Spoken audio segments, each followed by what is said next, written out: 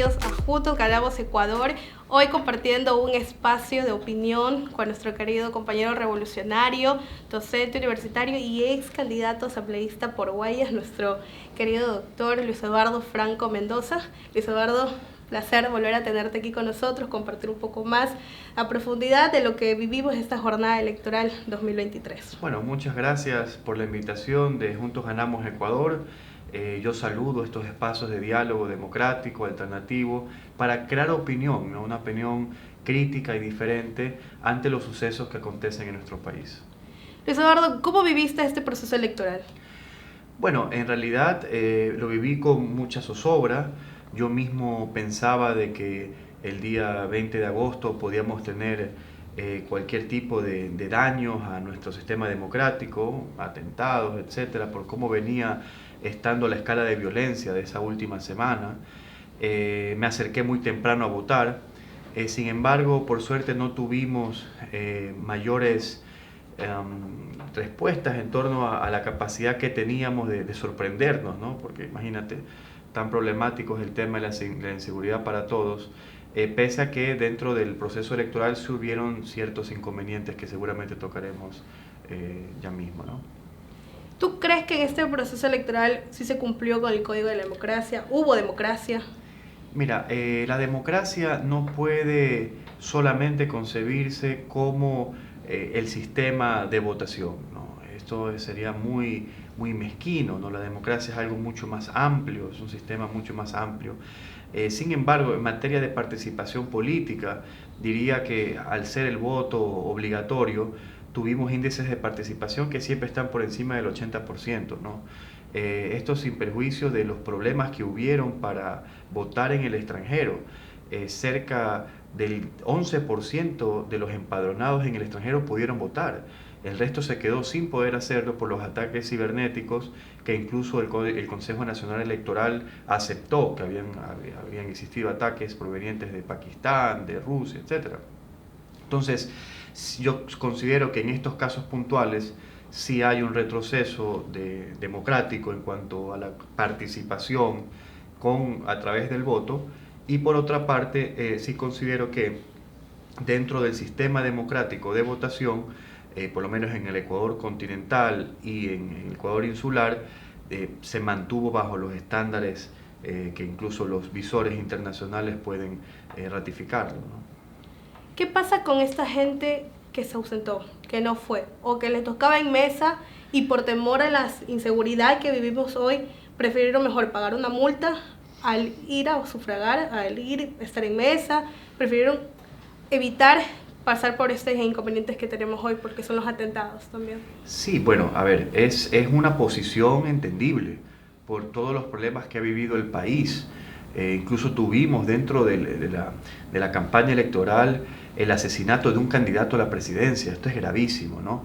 Entonces, si el ciudadano de pie ve que incluso pasa esto con los políticos que tienen seguridad, incluso particularmente el señor Villavicencio tenía una seguridad casi presidencial, ¿no? O sea, si eso le acontece a él, imagínate, digamos, muy justo el sentir de, bueno, si esto le pasa a una persona tan importante, también al ciudadano de pie que no tiene seguridad, que se acerca a una urna, etcétera, puede pasar cualquier cosa, ¿no?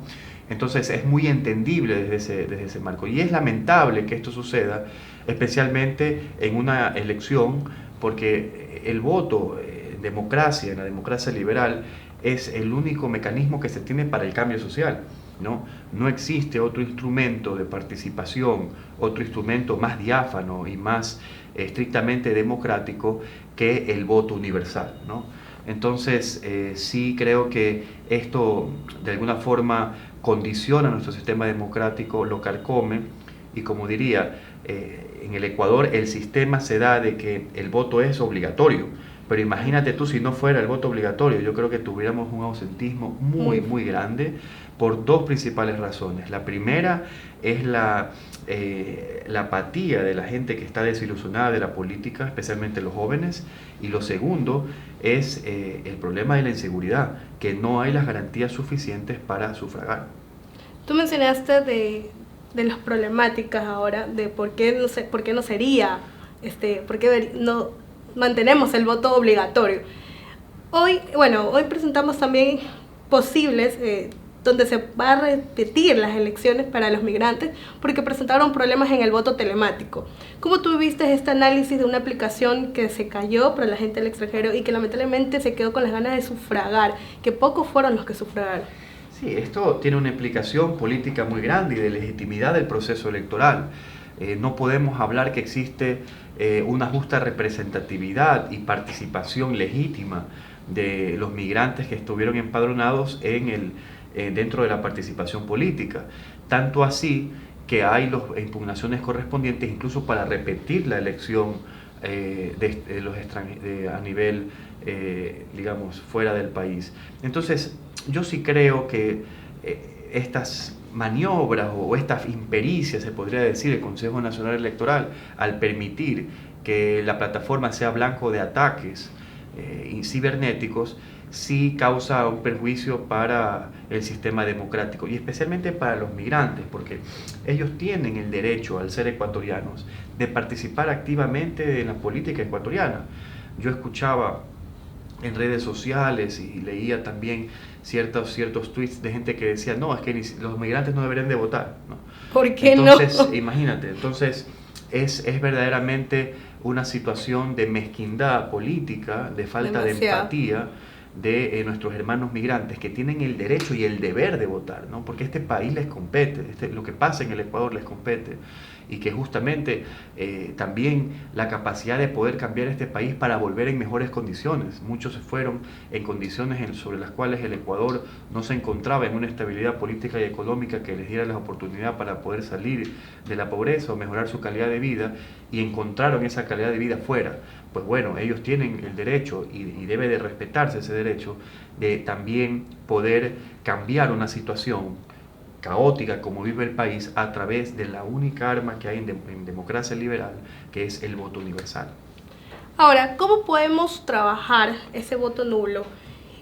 En este tiempo, en estas elecciones, no ha sido tan alto como en otras ocasiones, es un 6% apenas, pero significa un porcentaje significativo para estos dos participantes, o sea, Luisa o Novoa. Entonces, ¿cómo pueden trabajar para recuperar este porcentaje, para que la gente que votó nulo, que está indecisa, se pueda decidir por uno de los dos? Bueno, el voto nulo puede ser interpretado de múltiples formas. Puede ser interpretado como un castigo en general a la clase política, al juego político, porque hay ciudadanos apáticos que dicen que la realidad del país no va a cambiar, sea quien fuera, quien estuviera en la papeleta. Ya hay, se puede decir, un resquemor en torno a quién vaya a quedar. Hay un ausentismo también de gente que no va a votar o que simplemente vota nulo, y se puede interpretar como una falta de confianza en el sistema democrático. Pero por otro lado también puede representar simplemente que esas dos opciones no fueron del agrado de la persona que anula el voto, ¿no? Entonces puede ser interpretado de estas dos formas, ¿no? Yo considero que puede existir también un tipo de apatía en torno a las candidaturas que efectivamente van a segunda vuelta, pero también yo creo que la mayor cantidad de gente que se siente identificada con este voto nulo en realidad es un voto rechazo al sistema democrático, ¿no? O sea, que las elecciones definitivamente no van a cambiar nada, que el país va a seguir igual, sea quien fuere quien estuviera en la presidencia de la República. Entonces, esto se puede cambiar, efectivamente, mostrando una política alternativa, mostrando una política que incluya al ciudadano, que mejore los mecanismos de participación política, que mostrarle al ciudadano que verdaderamente la política sirve para cambiar las vidas y que determina nuestras vidas, nuestra vida en comunidad, nuestras vidas incluso privadas, ¿no? Hasta cierto punto. Entonces, yo creo que una política alternativa, una política diferente, puede generar más confianza en estos sectores de la población electoral que están votando y están anulando el voto. Y tras esto, ¿cómo queda conformada la Asamblea? ¿Cómo tú ves a la Revolución Ciudadana, que ha liderado totalmente la cantidad de asambleístas en esta jornada electoral? Bueno, tenemos un crecimiento cuantitativo del número de asambleístas conforme al año 2021. Sin embargo, yo sí considero que la asamblea tiene una correlación de fuerzas diferente. Hoy puedo decir, y me afirmo, de que es una asamblea mayoritariamente ideología de derecha. ¿Por qué? Porque hay movimientos y partidos que son nuevos, que se han mostrado aliados a los candidatos de primera vuelta, que si bien están atomizados, sumados, tienen esa mayoría de cerca del 71 de votos en la Asamblea, que es suficiente para aprobar las leyes, ¿no? Entonces, está por una parte el correísmo, que representa a la izquierda ecuatoriana, el progresismo, con cerca de 50, 55, creo que hasta 60 es el rango máximo que podrán alcanzar, todavía están computándose ciertas actas, inconsistencias. Y por otra parte, esta derecha de partidos atomizados, el Partido Social Cristiano, Construye, que es la segunda fuerza política, también tenemos el ADN, Actuemos de Otto y otros más independientes que seguirían esa tendencia de derecha, ¿no? Entonces, a diferencia del periodo legislativo del 2021, que tuvimos a partidos que pueden ser considerados dentro del amplio gama de la izquierda, como por ejemplo la izquierda democrática o Pachacutic, que sirvieron de contrapoder hasta cierto sentido a las medidas neoliberales del presidente Lasso, hoy ya no encontramos esos partidos y más bien la derecha ha cooptado estos espacios de poder dentro de la Asamblea. ¿Y qué opinión tú tienes acerca de la consulta del Yasuní? Hoy el Yasuní el ecuatoriano le dijo sí al Yasuní. ¿Qué opinión tú tienes acerca de esa consulta? ¿La pregunta estuvo bien? ¿Tú crees que tal vez los ecuatorianos tuvieron algún tipo de confusión con respecto a la pregunta? Yo creo que, a ver, es un principio universal. Yo creo que hay que tener conciencia climática, conciencia de protección de la naturaleza. En la Constitución ecuatoriana la naturaleza tiene derechos. Hemos tenido múltiples cambios en nuestra legislación constitucional y legal para proteger los derechos de la naturaleza, y también ciertos fallos de la Corte Constitucional que incluso le da la categoría a los animales de sujeto de derechos, ¿no?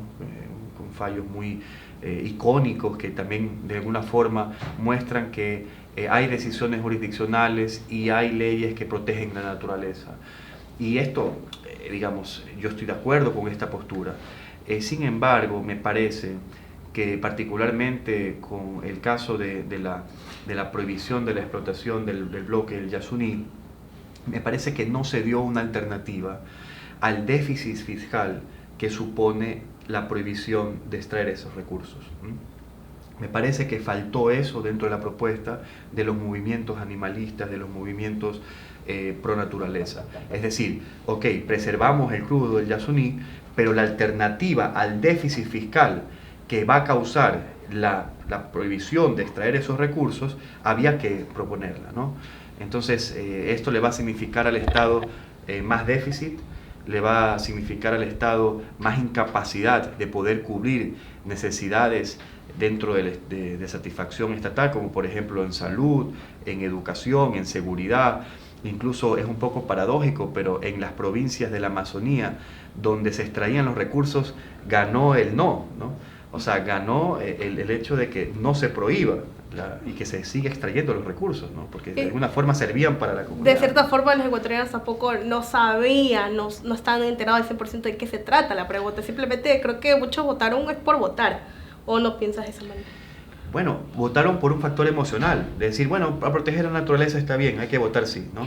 Pero me parece que esta alternativa de decir y saber a qué costo se protegía la naturaleza, también tenía que mostrar ese sí una alternativa al déficit fiscal que conllevaba esta decisión. Y para finalizar este espacio de opinión, pues la verdad, ¿tú te volverías a postular otra vez para candidato asambleísta? Bueno, particularmente no he pensado en postularme nuevamente. He vuelto a mi actividad profesional y académica. Ahora estoy muy activo en entrevistas, en redes, haciendo mi parte por mejorar la calidad del debate democrático, la calidad también crítica y de ciertos espacios de análisis que me parece que puedo aportar en algo, pero A mí desde el inicio la candidatura a la Asamblea Nacional me sedujo por el corto periodo legislativo, ¿no? Porque bueno, quería plantearme si efectivamente dentro de la Asamblea yo podía contribuir en algo, podía servir, ¿no? Sin embargo, bueno, al no poder alcanzar el porcentaje provincial que tenía que alcanzar para poder tener la curul, en estos momentos no estoy pensando en una nueva candidatura, ni mucho menos. Quiero volver a la academia y volver donde soy útil. Bueno, Luis Eduardo, muchas gracias por compartir este espacio de opinión con nosotros para Juntos Ganamos Ecuador. Es muy gratificante volverte a tener y conocer un poco más de lo que fue este proceso electoral. Amigos, no se olviden de seguir las redes sociales de Luis Eduardo Franco, quienes están aquí abajo, y las redes sociales de Juntos Ganamos Ecuador. En todas nos ubicamos como @JuntosGanamosEC.